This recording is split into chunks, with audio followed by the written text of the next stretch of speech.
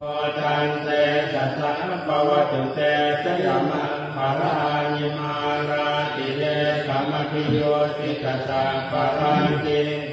ลัมปนาสวะกามะกามตาตยาขังขันเตสุทันตวิธินาทิตวามุนิโกจันเตสัสสะปวัตุเตสยามังคารานินาราติเลกัจวาลังอติมาตะโพตังทาวากิจากรรมสริวสุตานุนันตังเนตัมพุทธลิกวิธินาจิตวามุนิโตตันเตสัจจา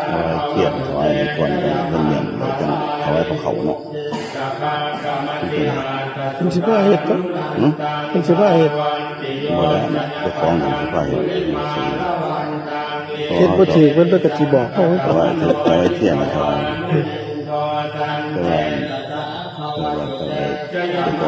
มันสิเอาแนวใด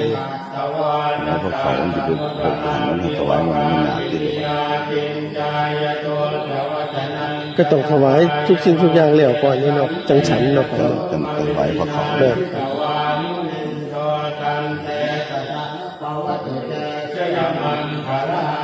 เมื่อไรก็ถวายเทียนก่อนนะอยู่วัดดูส่วนอันนี้ท่านอาจารย์เนี่ยเจ้าเป็นผู้ถือถวาย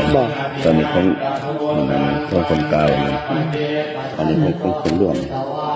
อันนี้เป็นคนกลางเอาออกมาอันเดียวนึงบอกแล้วไปประกวดถือถวาย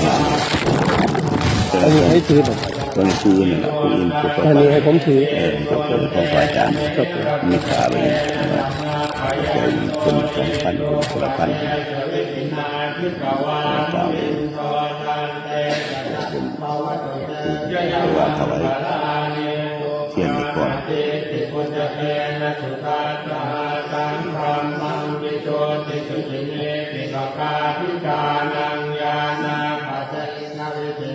จิตวามุนิโสตันเตสัสสะภวัตุเตชยมังคารานิเตกาภิกขุทัชยมังคาราตถาคาโยวาชโนทินัทิเนสรเตมะทันติหิตวานเมตวิธานิจุปัสสวานิโมขังสุขังอภิธเมยนะโรสปัญโย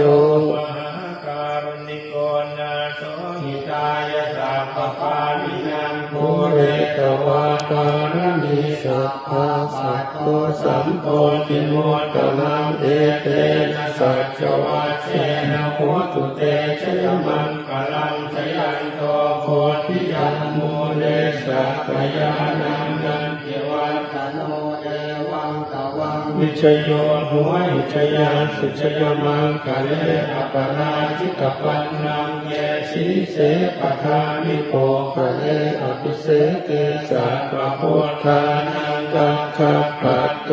ปโมทาติสุนัขตังสุบังคตังสุปปาตังสุโหติตังสุขโนสุโมโตจักสุอิทังปรมจารีสุปทากินังกายกรรมังวาจากรรมังปทากินังมนากินังมโนกรรมังปณิทิเตปรากินาปรากินาเมปัตตวายละพันตเตปาทาคิ